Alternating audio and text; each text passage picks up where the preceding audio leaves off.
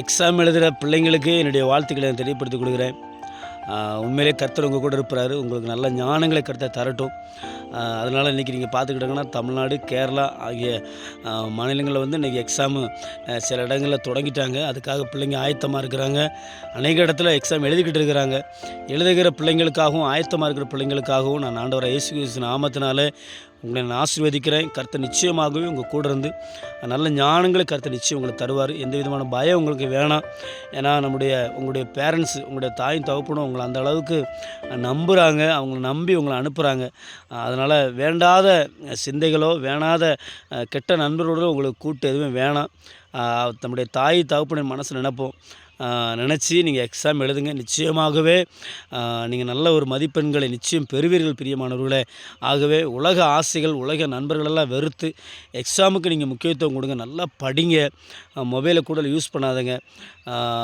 நல்லா படித்து நம்மளுடைய தாயும் தகப்பனுக்கு நல்ல பேர்கள் நீங்கள் வாங்கி கொடுக்கணும். உங்கள் சபைகளுக்கு நல்ல பேர் வாங்கி கொடுக்கணும். நிச்சயமாகவே எக்ஸாமுக்கு முன்னாடி நல்லா ப்ரேயர் பண்ணுங்கள். நல்ல வேதவசனம் வாசிங்க. நிச்சயமாகவே கர்த்தர் உங்களுக்கு நல்ல ஞானங்களை தருவார் பிரியமானவர்களே. தேவையில்லாத பயம் உங்களுக்குள்ள வேணாம். எப்படி எழுத போகிறோமோ அப்படிங்கிற பயமெல்லாம் உங்களுக்கு வேண்டாம். நிச்சயமாகவே ஆண்டவர் உங்கள் கூட இருக்கிறாரு.